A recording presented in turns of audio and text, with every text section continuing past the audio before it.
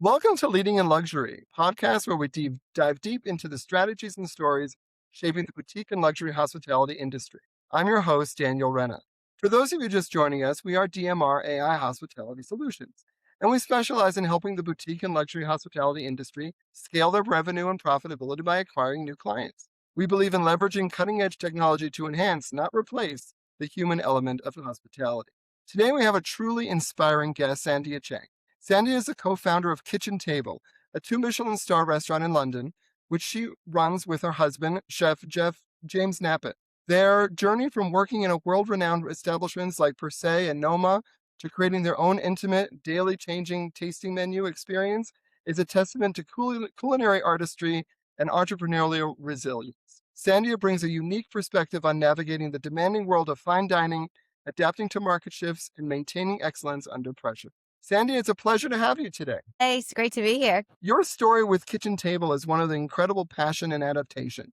Can you start by telling us about the unique concept between Kitchen Table, how you and James bring guests into the heart of the home, and what inspired the daily changing menu based on the freshest ingredients? Yeah, so I always tell people hospitality is always very simple. It is basically having a dinner party at home. So when we used to have dinner parties, not so much anymore with like 2 little kids, but when we used to, I always find that people are always in the kitchen, especially being married to a chef when he's cooking, everybody's in the kitchen with their glass of wine, being nosy what's being cooked, how he's cooking it, what they're having for dinner. And also I always feel like even with a family, the kitchen is always the heart of the home. So when we decided to open a kitchen table, we thought, let's just bring everybody, all of our guests into the kitchen where they could ask all the questions. They can see everything. They can hear about everything. So yeah, basically like a house party. That's such a great concept, and it's truly bringing transparency and intimate connection between the chef and the guests. The daily menu, driven by the freshest ingredients, also sounds like a chef's dream, but also an operational challenge. So you've navigated significant economic pressures from the loss of bubble dogs during COVID to having to adjust your menu pricing and increase covers at Kitchen Table. What were the most critical decisions you and James made to adapt and ensure the survival and continued excellence of a 2 Michelin star restaurant during such challenging times? And how did you manage to increase covers and maintain profitability without compromising the quality of ingredients or that intimate guest experience you talked about? All right, let's start with the daily changing menu. It is one of the crazy ideas that my husband had. Not everybody was on board with that, but our shared ethos is that we never want to wake up every day in a new day doing the same thing we did yesterday. We always want to be a little bit better. So we had this idea going in that instead of telling the suppliers what we want to cook, isn't it better for the suppliers to tell us what we should be cooking? They know more. The fisherman knows what he's catching. The farmer knows, better than we do what's better in season. And the butchers knows what meat has been aging and is ready to eat. So we thought we'd leave it up to the people who know more than we do to dictate the menu. And that's how it all started. It's a challenge for sure, but it's a good challenge. And we find that every day, especially with the chefs, cooking a new dish brings so much more energy and so much more passion than a chef that's been on a section in a restaurant for the past 6 months cooking the same dish over and over. So yeah, so that's how it's all based. Makes it hard, of course, for the team, but I feel like it's a good challenge for everybody, front of house involved, because we need to change the wine pairing, we need to change the plates, we need to change the cutlery. Yeah, and that's kind of been embedded in us now. We just like making things difficult for ourselves. But yeah, we ran this restaurant since 2012. And at that time, we also had Bubble Dogs, which was the hot dog and champagne concept that we had in the same building. Sadly, during COVID, as with everything else, things had to change. And we weren't able to reopen that restaurant again, Bubble Dogs.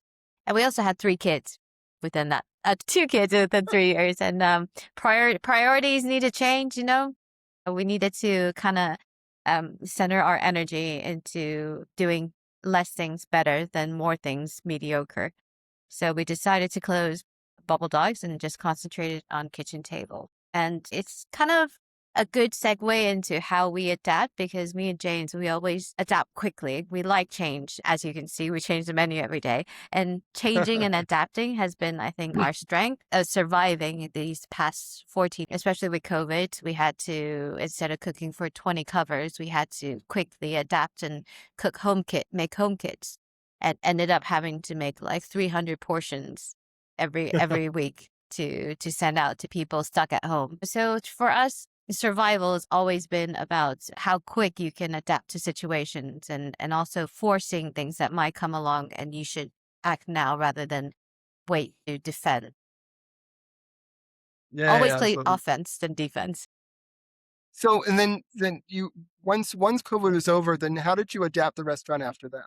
Well, COVID changed a lot of people's dining habits. As you probably know, people had just spent a year at home enjoying home life. Now everybody all of a sudden knows how to make sourdough. So first of all, sourdough in kitchens was not like a new thing anymore, because everybody makes sourdough now.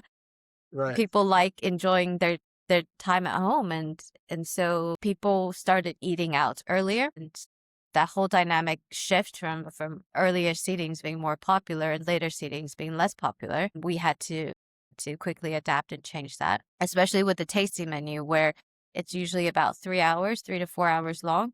We really needed to adapt quickly, because an 8:30 seating would end up being a 12 a.m. finish. And yeah, and health as well. People started being healthier, the whole exercising, less alcohol. We had to quickly add in, non-alcoholic pairings. We had to give more options on low to no alcohol servings of drinks. And yeah, and also people drank less. It wasn't about so much about the money, it was about the spending of what they were consuming.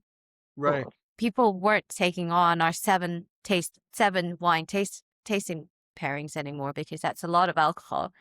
But it wasn't about they didn't want to spend the money; they just didn't want to drink that much. So we Right. quickly, we did Coravan. We introduced Coravan and very expensive wines, so people could enjoy a glass of very good wine. And that for a business side, we were happy. Somebody sat there with £100 glass of wine is still okay for us, and they're happy, and we're happy. And then we just recently introduced a 3 glass pairing with the same price as a 7 glass, but just 3 more premium glasses, so people can enjoy a well-chosen 3 glass paired with a menu, and they still walk home fairly sober. That's always a good thing. I think, that this is such an incredible display of adaptability, and it highlights the creative problem solving required in fine dining. So you've clearly found ways to make the business side work while preserving the culinary mission. Kitchen Table thrives on an intimate, immediate interaction with guests, where you're asking questions and reacting quickly to their needs. You've expressed some initial skepticism about AI's role in such a high-touch personal setting. From your perspective, where do you see the potential for AI to genuinely support Kitchen Table's operations, perhaps in areas like supplier management, inventory, or even understanding guest preferences over time, without detracting from the spontaneous human-led experience that you carefully craft? Well, I was thinking about this for a while after we first initially came out with this podcast. And I kept thinking about things that perhaps AI could help. For instance, just the other night, we ran out of birthday candles, and nobody knew who was the last one who took it out. Nobody knew the fact that the week before we had a lot more birthdays than we normally do. And I just thought maybe a AI for inventory would be a great thing, just to track. Then I thought, well, how would AI know who took the last one? And how would AI know how many guests we had that had birthdays? And if they track, say, reservations that had birthday tags, but sometimes through personal contact during the night, we find things out. We find out it's their birthday. They just didn't want to put it on their reservations, or, we just found out that they were celebrating a belated birthday 2 months ago. Mm-hmm. And so those are the extra candles that were used. So that didn't work for me for AI. And then I thought maybe AI would be a great thing for say, like recommending wines for guests that have been, and taking their history of what their preferences are. And then just allowing our waiters to be able to have a list of wines that they could then use to recommend to the guests when they come in. Then I thought, well, that's quite lazy for the waiters. They should be learning and reading up and looking into this and getting to know the guests, getting to know their preference, and then learning about the wines to be able to find the preferences that they might like. So I'm still on the fence of how AI could actually help in terms of our restaurant. I'm not saying for other people. I'm just saying for our restaurant, because it's such an intimate experience. And what I think we're really great at is to have that intimacy and have that way of getting information out of people that perhaps computers won't be able to get out. So yes, No, absolutely. I'm still trying to think how AI can help. No, and the thing is, like, it's very practical because, like you said, it's a very intimate experience. So trying to figure out ways that it could help you is, I think, it would be interesting because in ways that you may not necessarily think of as well. You've also Yeah. emphasized that the kitchen is the heart of the home and that passion and excitement in cooking translate to the plate. In the highly competitive and demanding world of fine dining, where chefs are constantly pushing boundaries and guests expect unparalleled experiences, what do you believe are the biggest challenges in attracting, retaining, and inspiring a passionate culinary team? And how do you foster that excitement and creativity in your kitchen, ensuring that every dish, despite the daily changes, meets the 2 Michelin star standard and reflects the heart of Kitchen Table? Well, we at Kitchen Table has always been a really tough place to hire uh, good culinary team, because there is no back of the house. It's like a live Broadway show, basically. There is no room to say to somebody, a chef, let me show you how to cook this piece of sea bass, while 20 guests, 40 eyes are watching you. There is no room for, let's cook this. You can try and cook the sea bass, and if it's not up to standards, there's no room to recook, because we've been serving all 20 guests at the same time. Right, So whoever we hire needs to already have a very good very skilled basic understanding of basic cookery. And then here they would learn and adapt to, the changing of the menus, learning how to cook, learning how to prep things that are just on the day, because we don't prep for tomorrow. right. And then I guess the inspiration for these chefs comes from the fact that you are working with highly seasonal, daily changing. And as a chef, I guess this is quite exciting, to not have to cook the same thing every single day, and also learn techniques. So James is very big into foraging, and James has, a big bag full of techniques and skills that he's learned from great chefs in his past that he passes down to his team as well. And we only have a small team of 4 chefs, so everybody gets their hands into every section of the restaurant and everything we do. So unlike other restaurants, it's not like you're only doing the cold section and you're only cooking fish. You get to learn Right. everything we cook on that tasty menu.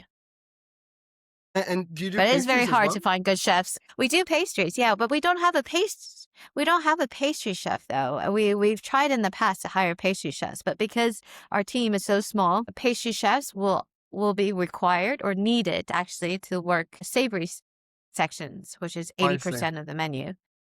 Right, So we always find that pastry chefs are always very, very well skilled and trained in pastry, and that their skills don't go beyond that. And so for the past maybe 12 years or so, we've always just utilized chefs that are not skilled, not very focused on pastry, to do pastry, which actually turns out to be quite cool and unique, because their savory chefs take on dessert is very different than a like a traditional classic trained pastry chef, so because they interesting. have a different way.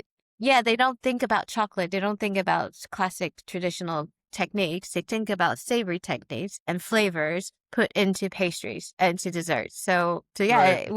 yeah, most of our desserts are quite unique and different because of that. That's really, really cool. Sandy, your insights into culinary innovation, business adaptation, and the human element of fine dining are incredibly valuable. And you've painted a clear picture of the dedication and creativity required to maintain excellence in this demanding industry. Now, looking at everything we've discussed, from adapting to economic pressures and leveraging creativity to managing daily menu changes and fostering a passionate team, if you had a magic wand and could fix just one thing in the fine dining industry that would most significantly enable restaurants like Kitchen Table to thrive creatively, maintain their exceptional quality, and ensure sustainable profitability in today's dynamic market, what would that one thing be? I would actually wipe out all of those fine dining restaurants that make dining really boring, because I feel like we struggle because we fall into this luxury sort of fine dining category. But within this category, there are also some restaurants that are very much maybe stuck in their time, where dining out is 3, 4 hours. The pace is really slow. The service is very stiff, very classic. The wine list isn't very interesting. Nothing really changes. And then guests then think all fine dining is in that category, where nowadays there's so many amazing fine dining restaurants that are fun, and the vibe is high energy, and the dishes are much more creative. And it's we've moved on from the white tablecloth sort of dining to now much more relaxed and laid back, but yet the quality and the standards are still there.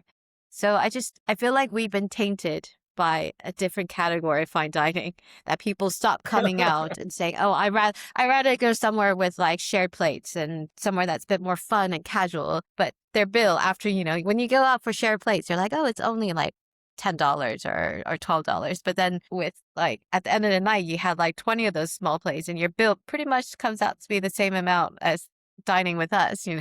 But it's a concept of people like fine dining is just takes up way too much time. It's too boring, it's too long, it's too stiff. But yeah, no, I just want to wipe out everybody's concept of fine dining. It's fabulous. Sandia, this has been an absolutely captivating conversation, and your passion for culinary artistry, your business acumen, and your ability to adapt under pressure are truly inspiring. And I want to thank you so much for joining us on Leading in Luxury. You're welcome. Thanks for having me.